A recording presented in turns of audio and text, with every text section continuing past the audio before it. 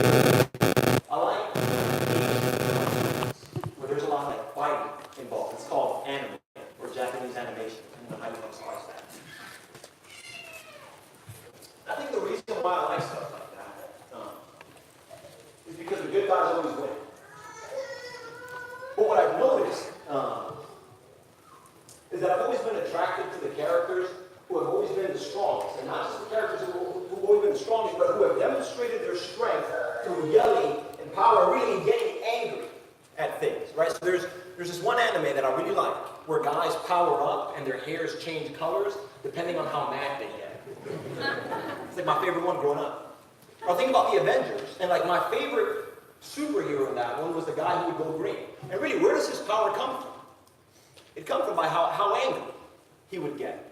And I think what starts to happen, and I don't know if we make this connection or not, but what starts to happen is I think we start to associate power with anger. And that the angrier you get, the madder you get at whatever the situation is, that you can deep down inside channel this inner strength and overcome whatever it is that's going on. So this evening, I want us to spend a little bit of time thinking about anger. And I want us to unpack this idea of anger. Because I don't think that's what the Bible teaches. I think I've been taught some false things. And I've been led to believe, and I love some things that I probably shouldn't be loving, because that's not what the Bible says about anger. And so what I want us to do this evening, as we consider anger, and as we spend some time thinking about anger, I want us to think about, where does anger come from? Then I want us to think, and as far as the organization of the lesson, stay with me here, because I'm going to give some applications before I give the source or the foundation of anger, or the solution, excuse me. But we're going to talk about where anger comes from. I want us to consider for a few minutes, and what does anger do to you? If you are an angry person, what does your life look like? And then I want us to talk at the very end about some solutions to anger. And so, as we start off with this idea of anger, see, at its core, anger is and always will be, and I'm talking about non-righteous anger, anger is always rooted in you. Think about why you get angry about things. It's because somebody offended you. Someone said something that you didn't like. Someone did something that you didn't like. Someone did. At its core, when I get angry about things, it's because they bothered me. My life was going well and somebody cut me off. Or things were going great, so someone said something to me that I didn't like very much. And you can fill in the blank for you. And at its core, anger is always rooted in us. And again, we're not talking about righteous anger. We're talking just anger just in general. Anger at things that we shouldn't be mad about. This deep, intense feeling, that this inward evil that often manifests itself in outward sins. Anger is rooted in us. And let me tell you, the book of Proverbs has a lot to say about this concept and about this idea of anger. So hopefully you're there in Proverbs chapter 19. Now I want you to we'll start off here in Proverbs 19 and in verse 19. And notice what he says here. Proverbs 19 and 19, he says, a man of great anger will bear.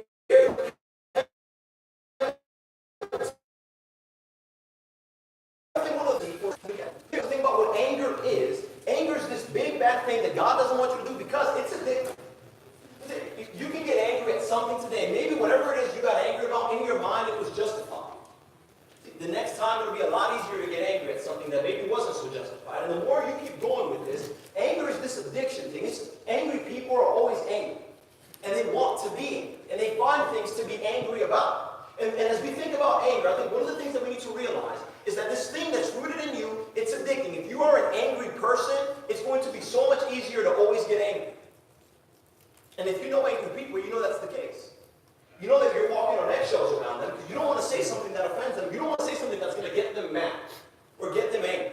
You don't want to look at them in a particular way that will get them mad or get them angry. You don't want to put your cup in the place where it shouldn't be because you might get slapped for it. Because angry people find things to be angry about. That's the way it works. But let me tell you, anger is also not represented. It's not a representation of a child of God. If you read 1 John chapter 3, really all of 1 John. But 1 John chapter 3 in particular, verses 1 through 12, the way that John would start off is he says, well, we're purifying ourselves so that we can be children of God. And then he makes a distinction in the latter half of the chapter. He talks about Jesus, who loved his brother. And then he talks about Cain, who hated his brother.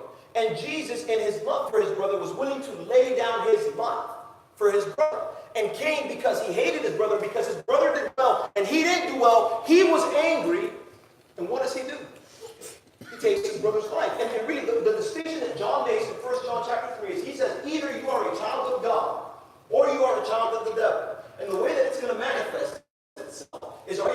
like Cain, or are you being like Jesus? And the way we're going to think about it is, are you loving people, or are you hating people? Are you sacrificing for people, or are you being angry?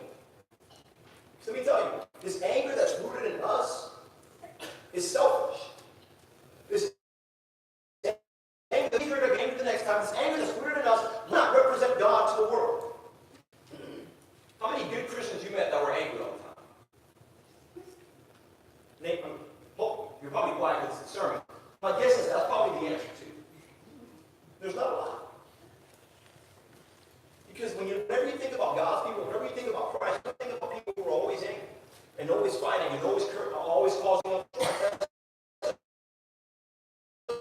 And as we keep going, the reason why we need to think about anger is, and I want us to consider this idea this evening, is because what anger is when you are angry, you are giving someone else control. When you are angry, you are giving somebody else control of you. You are telling somebody else, here, I'm going to get out of the car, you step in and you drive wherever you want to drive to. What do you think about it? You ever been driving? By the way, I used to think I wasn't a super angry person until I started driving here. You ever been driving and somebody cuts you off? Now what do? You're either saying something you shouldn't be saying, or you're speeding while that person, they're going on about their merry business. What's happening in your mind? What have you just done? You've just given somebody else control. I tell you, I don't think I say the word idiot more than when I'm in the car and I'm talking to other people. And I'm not trying to be funny, but what's happening is I have given somebody else control over my emotions. And now they're deciding how I'm going to react. They're deciding how I'm going to talk. They're deciding how I'm going to think. And whenever you are angry, that is what you are doing. Whoever it is that you are angry at, that's what you're doing. You are giving them control over you. And let me tell you, no one is worth that. There is no one who is worth control. Your kids are not. Your spouse is not. Your boss is not. There is no one who should get you so mad that they're sleeping perfectly fine that night and you're up at night upset thinking about what's going on with them and the things that you would say to them if you could. That shouldn't be you. And this is what anger does to us. And so this is why we're spending some time this evening thinking about this. Because it's this addicting thing that will not represent God. And the reason why it's not representing God is because you're giving somebody else control over your mouth. So let's spend some time kind of thinking about this. Right? So I want you to think about some of the effects of anger. Like if you are an angry person, by the way, there is a lot that we could say about this, but for the sake of time, we're going to try to cut off a few things. There's a lot of things to talk about anger. Just read the book of Proverbs. There's anger. If you are an angry person, you will always be a problem starter. Consider right here Proverbs chapter 15 and verse 18. It says, a hot-tempered man stirs up strife, but the slow to anger calms a dispute. Or chapter 21 and verse 26, it says, like charcoal to hot embers and wood to a fire, so is a contentious man to kindle strife. Think about this idea. You ever met somebody who goes from place to place and place to place, from city to city or house? They're always moving, or they're always church hopping. Because no, when I was there, I didn't like the people. We didn't get along very well. So you went to the next church, and we didn't get along very well there. So you go to the next church, and we didn't get along very well there. People that are always angry, they're always causing problems. Let me tell you something. If everywhere you go there's problems, you might be the problem. Like you might be the common denominator. But this is what an angry person is like. An angry person is always causing up problems, and everywhere they go, there's always going to be strife, there's always going to be some sort of gossip, there's always going to be some issue, because this is who they are. They're a problem starter. And so if you want to know, this is a good testament for you. Am I an angry person or not? When you step into a room, or when you step into a situation, is there more strife or less? When you go to whatever situation, is there more peace or is there less peace? Because this is what angry people do. They bring problems. But angry people just don't bring problems into a situation. Let me tell you something. If you are an angry person, being angry will make you stupid. I mean, it will. Anger makes you stupid. I mean, think about all the stupid things. And why don't you say stupid as often as I have right? Let's use foolish. Anger will make you foolish. I mean, you think about this. A few verses here. Proverbs chapter 14 and verse 17. It says, a quick-tempered man acts foolishly, and a man of evil devices is hated. Proverbs chapter 14 and verse 29. He who is slow to anger has great understanding, but he who is quick-tempered exalts folly. Think about what anger, think about the dumb things you have said in your life when you were angry. Like you just blurted out something you didn't mean to say, but that's just what anger does. Think about people who punch walls. Like, think literally what you're doing in that moment. You are driving your fist, which feels, into a wall, which doesn't feel. Like, how smart is that? It's complete foolishness. But that's what anger does to you.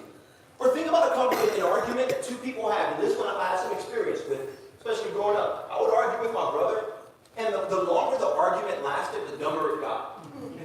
I mean, I'm serious. In the argument, it's no longer about whatever it is we were talking about. Now you're just talking louder.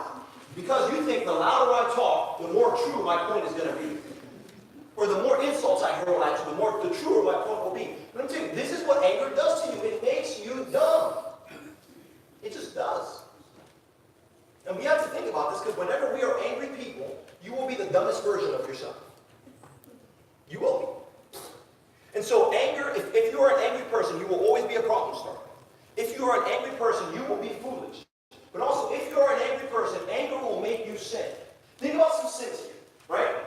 And I have Matthew chapter 5 here, verses 21 through 26. And really, that's whenever Jesus is starting his personal relationship comments. And he says, you have heard that it was said, you shall not commit murder. And whoever commits murder shall be liable to the court. But I say to you that anyone who is angry with his brother shall be guilty before the court. And whoever says to his brother, you fool, or you good for nothing, shall be liable or shall be guilty before the Supreme Court. Think about this idea here. If you got rid of murder today, in 2018, if you got rid of anger today, in 2018, if anger no longer existed, you think there'd be murder? Would people still kill people? And that would mean, will people still die? But would there be murder? I don't think so. If you got rid of anger, I mean, if you truly got rid of this concept of anger, where people they have this intense feeling that they want to lash out on somebody else, you think people would still curse at one another? You think there'd be racism? You think people would be divisive? I think a lot of sins would go away if we stopped being angry. Because this is what anger does. It doesn't just make you dumb, and that's bad enough, but it makes you sin. And if you keep it, and if it goes far enough, this is what anger will do to you. It will make you a sinner. And I think about a lot of really foolish things, and I can also think of a lot of sinful things that I have done because I was angry at a particular moment. And I wasn't thinking, and I just acted out on pure impulse. But anger will also leave you lonely. Because let me tell you, there's a few verses right here, and they're almost seem like they're talking to a woman whose problems was probably written to a man, but this is really for everyone. Here it says, it is better to live in the corner of a roof than in a house shared with a contentious woman. And the next verse says, it is better to live in a desert land than with a contentious and vexing woman. See the idea? No one wants to be around angry people. If you're someone who's always going to be angry, always going to be lashing out, my guess is the result will be, you will be alone. You will be. Because maybe at first people will deal with your anger. But after a while, you'll stop getting invited to things. After a while, people will stop wanting to be around you. Maybe I don't like being around angry people. No one does. Because anger is this self-centered, self-rooted thing, and if you only ever think about you, then you are who you're going to end up with. By yourself. Because no one wants that. And so, what's at the core of anger? And these are kind of the effects of anger. If you are an angry person, this is what you'll be. But what's at the core of anger? Really, I've got two ideas here. But as we think about this, what is it like? What feeds your anger? And again, there's probably a whole lot more. But the two things that I think feed your anger, I think the first thing is this feeling of helplessness. I think the reason why people get angry is because they feel helpless. Someone has taken advantage of me, and this is not okay. Whether how big or how small that is irrelevant. But someone has taken advantage of me in some way. Emotionally, someone said something to me that they shouldn't have said. Or driving, someone did something to me that they shouldn't have done. And this is not okay. And I feel helpless. I feel like I am not being heard. And so I have got to get loud. Or I've got to say something mean. Or I've got to physically act in a way for you to know that I'm here and that I exist and that you are going to see me. I think that's why kids sometimes get angry and get mad. It's because they feel like no one's listening. I'm here and you're not hearing me. Listen to me. See me. Think. That shouldn't, we'll talk about that in a second here.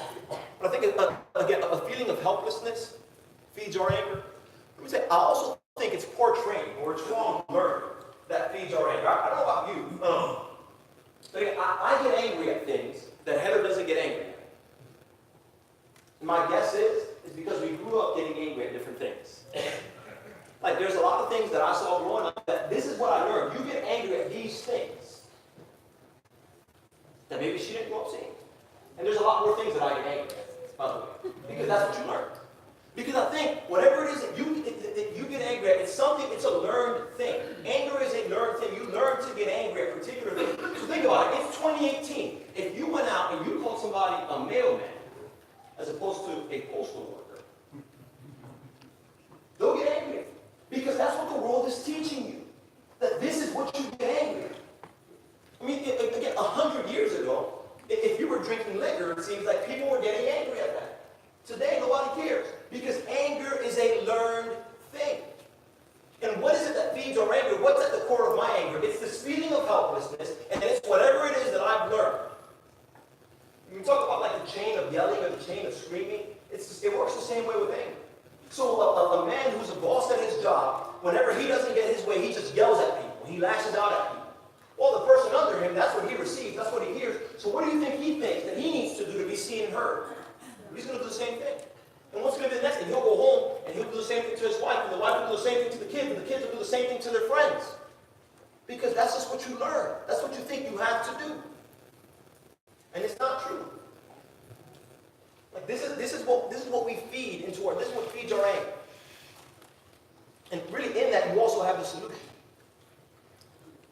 But what are some steps away from anger? Really, you see the first one there. But you got to dissociate yourself from angry things. Because again, if anger is something that you feed, if anger is something that you learn and that you train, stop training that.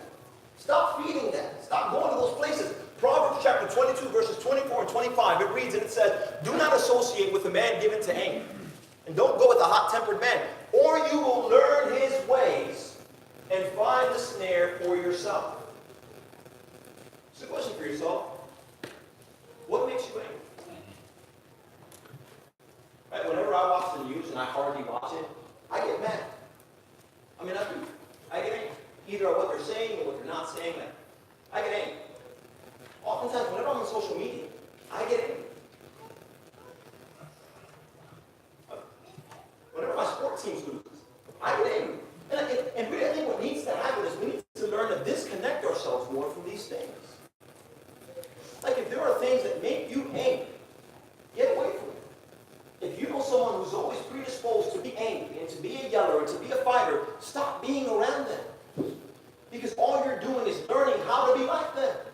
And at the end of the day, all you're going to be is you're going to be an angry person just like they're an angry person. And what do you gain from that? Except for all those things we've already mentioned earlier.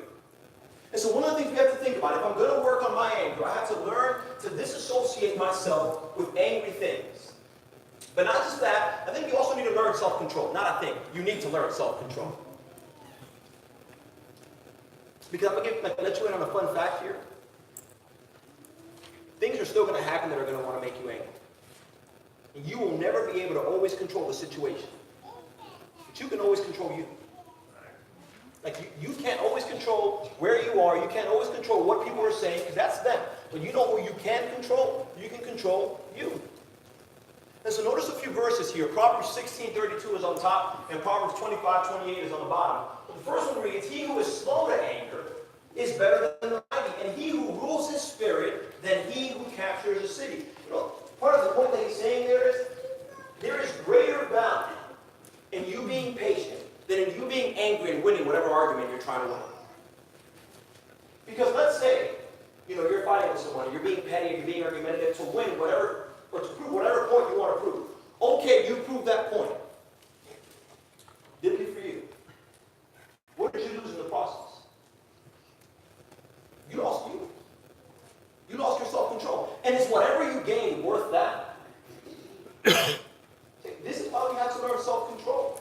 I love the second one there, 25:28. Like a city that is broken into in a wall, and a city without walls is a man who has no control over his spirit. You see the idea there, right? A city with no walls, what can happen to it? Any army can come in and invade. Anyone can come and take over. And if you are someone who doesn't have self-control, then anyone can come and take over. Anyone will make you mad. It doesn't matter what they say or how they say it. They can come and just take over your life. You have to learn self-control. If we're going to work on this anger thing and fight this off, we need to learn to disassociate ourselves from things that make us mad. We need to learn self-control. Let me tell you, this one, the third one is the one that I struggle with the most. You got to pray for the people and things that anger. You want to work on your anger, start praying. A lot. Like all the time. Because think about it, right? So Jesus says, you have heard that it was said, you shall love your neighbor. I can do that, because I love the people that I love. And hate your enemies. But I say to you, love your enemies and pray for who? Pray for those who persecute. And I don't think he's just saying, like, love people that you don't want to love. I think part of the idea, part of the teaching here is, if you want to stop hating people, pray for them. You want to stop being angry at somebody? Try praying. It's difficult. Because when you're angry, you don't want to pray. But if you ever tried to pray for somebody and be mad at the same time, and if you get through the prayer and you're still mad, come talk to me, because that's impressive. I'm serious. Like, it's really hard to go before the creator of the universe, a being that, a God that you have anger with your actions, and you know that he's forgiven you and that he's loved you. It's hard to go before him and say, God, well, I'm mad that this person cut me off. Or, God, I'm mad that this person said this thing to me. Or, and it doesn't matter how serious it is. Pray for them. Pray for them. Whoever's angry, you pray for them. I'm telling you, if you pray for the people that are hurting, if you pray for the people that you hate, if you pray for the people that have angered you, it will be a lot harder for you to stay angry. Let me tell you, you're going to think that I'm saying this for like other people, you're doing this for other people. This is kind of self-serving. Like, pray for them, but also pray for them for you. For your heart's sake, for your soul's sake, for your mind's sake. Pray for them. All right, we're going to wrap up here. And I want us to think about some solutions to anger. Let me turn into Ephesians chapter 4 to wrap up here. In Ephesians chapter 4, starting in verse 17, Paul writes, and Paul says that you need to no longer be like the Gentiles, because the Gentiles walk in a particular way. You say, so this I say, and I affirm together with the Lord, that you walk no longer as the Gentiles walk, in the futility of their mind, being darkened in understanding, excluded from the life of God because of the ignorance that is in them, because of the hardness of their hearts. Verse 19, and they, having become callous, have given themselves over to sensuality for the practice of every kind of impurity with greetings. So how is this supposed to help me resolve anger? Verse 20, but you did not learn Christ in this way, if indeed you have heard of him, and have been taught in him, just as truth is in Jesus. That in reference to your former manner of life, you lay aside the old self, which is being corrupted in accordance with the lust of deceits, and that you, being renewed in the spirit of your mind, put on the new self, which is in the likeness of God, has been created and in the holiness of truth. I want you to notice a few things that Paul says here. We'll get the first point out of this here. But you want a real solution to anger, reconsider the things that you've learned. Notice what he says here. He says you were to no longer walk like the Gentiles. I think the idea there is that you used to walk like the Gentiles. You used to think this way. You used to talk this way. You used to get angry at these things. But this is no longer who you are. If you've learned Christ. If you've actually learned about Christ. Then you're not going to get angry at the things you used to get angry at. You're a different person. And so what's the real solution? Not just these steps that we looked at, but what's the at its core? What is the solution to anger? Change the things that anger. But try to get angry at the things that God gets angry at. There's going to be a lot less things. And the things that you do get angry at won't be because of you. They're not rooted and centered in you. You have to change the way that you think. Learn about Christ. Learn about God. And the more that we try to rechange and reshape and renew our mind, when we try to rewire the way that we think, the less you're going to get angry at things. Because there's going to be some things that you're going to realize, you know what? Maybe that's not so important. Maybe that's not so important. There's a lot of things that we get angry about that maybe it's just, there's something, that we get angry about that maybe it's justified. But most of the things that we get angry about in the 21st century, they don't matter. Even sometimes the things that we think are important, they don't matter. I think if we really started to renew our minds in this particular way, if we renewed our minds, we renewed the spirit of our minds, and put on the new self, which is in the likeness of God, created in righteousness and holiness of the truth. I think if we really started to do this, we could get angry a little bit less at some things. Just what people cutting you off might not make you so mad all the time. What people post on social media might not make you so mad all the time. What people think politically might not make you so mad all the time. What people say to you might not make you so mad all the time, because you realize that there are some things that matter and some things that don't, and that circle of things that don't matter is a lot bigger than that circle of things that matter. So you want to stop being angry, start reconsidering the things that you've learned. Start learning Christ. The last point here is you really want to stop being angry. Learn to forgive others. Not just pray for them, but truly forgive them. Because this is what I used to be told, right? This is what I tried to do when I would get angry. I would just say, Bill, let it go. But you know, like that worked the first 15 minutes. But the problem is that a half an hour later, I'd think about it again, and the problem was still there, and it was never resolved, and so I'd get angry again. Letting it go does not work. Letting it go is not real, because the problem is still there. See, you did some things to get God angry, and God didn't just let it go. If we're going to be followers of God and be followers of Jesus Christ, letting it go is not the answer. Forgiveness is. You keep reading here. And picking up in verse 25, he'll say, therefore, laying aside falsehood, speak the truth to one another. Speak the truth, each one of you, with his neighbor. For we are members of one another. Be angry, and yet do not sin. Do not let the sun go down on your anger. The idea being there is don't be someone who holds grudges. This is not who you are. First of all, even if you feel that feeling in that moment, don't act on it. There's this inward and outwardness of anger. Don't act on it. And on top of that, don't hold grudges. Let it go. Forgive people. Don't just let it go, forgive people. Keep reading.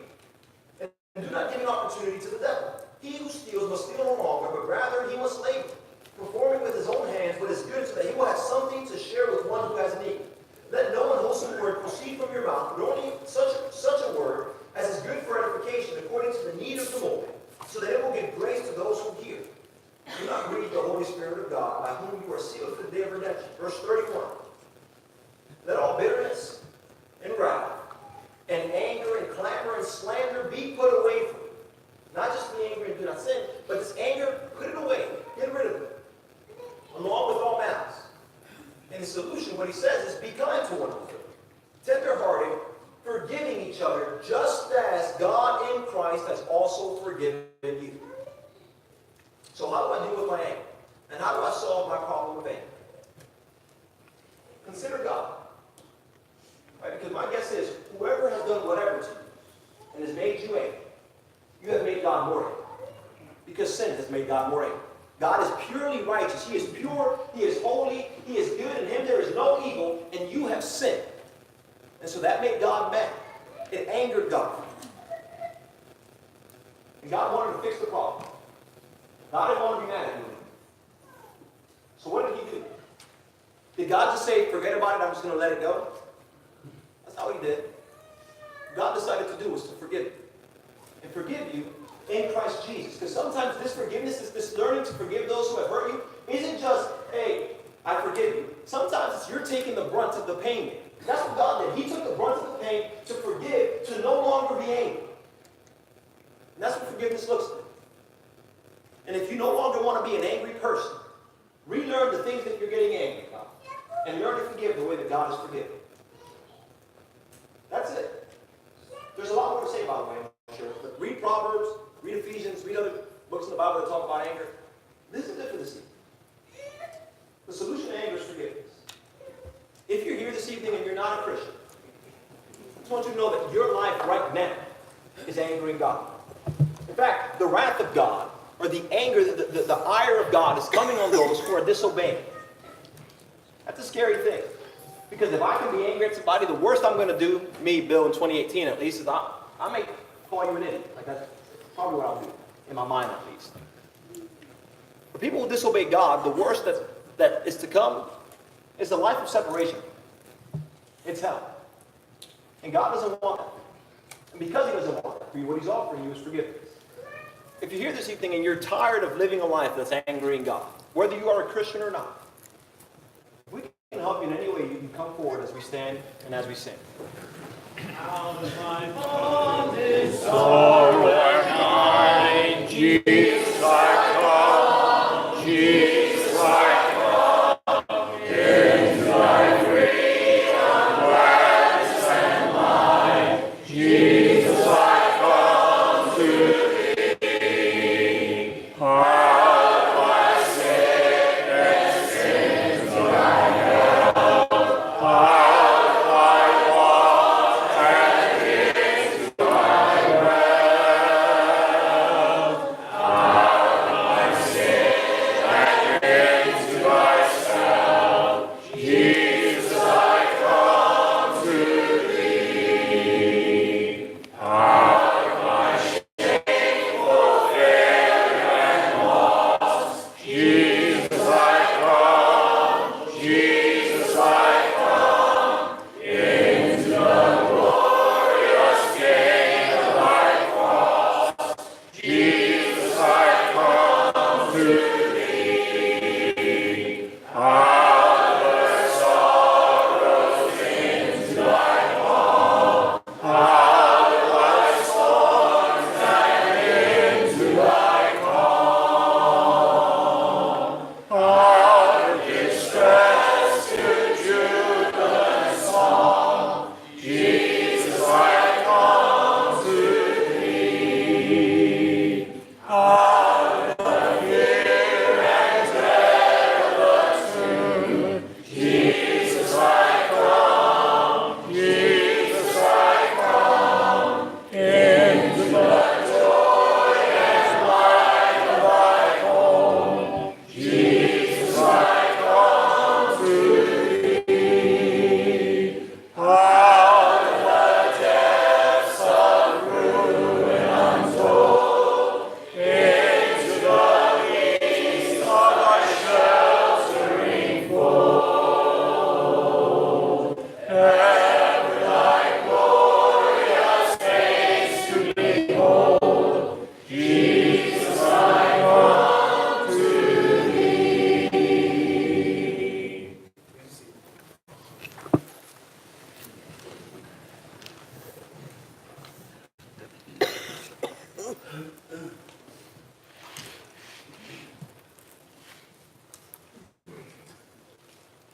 I trust that today God has been honored and God has been pleased by our worship. And if so, then it's been a good day to be here. We should have all been uplifted and encouraged by that and by one another's presence. We're certainly thankful for everyone who's led us in our worship today. We're thankful for the message we heard today, our brother Art Adams this morning and this weekend. And of course, thankful for Bill and his very practical message this evening as well.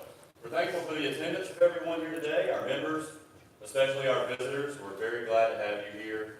We hope that you have been made welcome today. We'd love to have you back. If you're from out of town, we'd love to have you back with us if you're traveling through again. If you live in the community, we'd really love to have you back. I want to remind you of our meeting times. We do meet, our next service will be Wednesday evening at 7:30, where we'll have a Bible study. We'll continue the Bible classes that we started this morning. Then we meet every Sunday at 9 a.m. for Bible study, 10 for worship, and then 6 p.m. for another period of worship. I do have a couple of announcements to make. Our sister Sandy Hammond, who lost her brother Lehman Jackson about 3 weeks ago, has lost another one of her brothers this week. His name is Bob Jackson. And Kelly Grogan says that they are in West Virginia for the funeral and services there. The family's having a difficult time, understandably, and so we really use our prayers. So let's remember Sandy Hammond and her family during this difficult time. Also, I do have a card from Aaron Craig and family I wanted to read. It says, "Thank you to our wonderful family at Embry Hills. Words cannot adequately express our love for all of them. We have felt surrounded in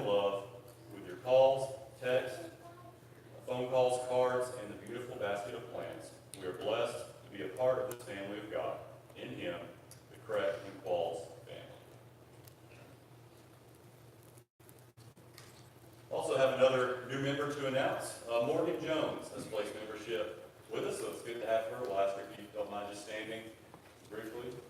Good to have you, Morgan. Welcome. I think that's all the announcements that I do have. Group 3 will be meeting tonight, so if you're part of Group 3, Group 3A, or 3B, please, they'll be meeting there in the back, so please go to those respective meeting rooms. All right, if everyone will please stand. The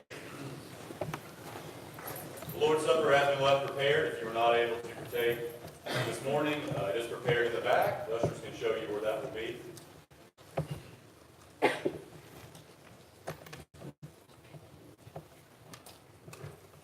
Go ahead and be dismissed with a prayer.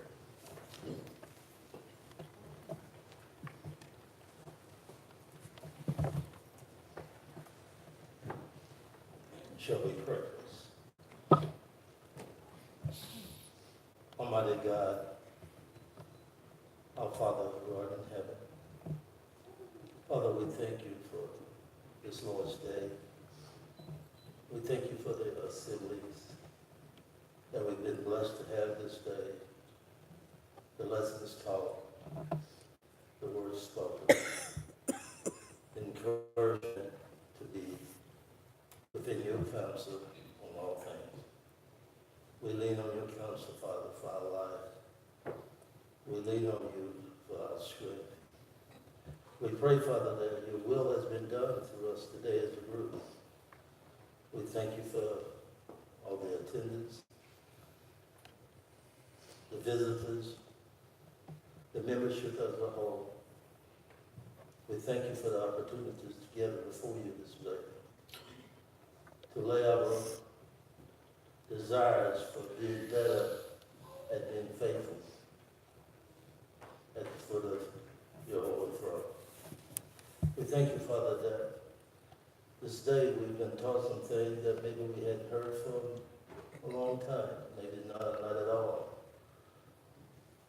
But that we put these things in perspective with your guidance through your word. We thank you, Father, for this local group here at Every Hills. We thank you for the leadership you've blessed with and our elders, the wisdom that you've blessed them with on how to live, the stand that they partake in life every day, the sacrifices they make. We thank you for the deacons that are working daily to keep things organized and forward. We pray in a manner that you would have. We thank you for this evening, Father, and the words about amen. We've all been there.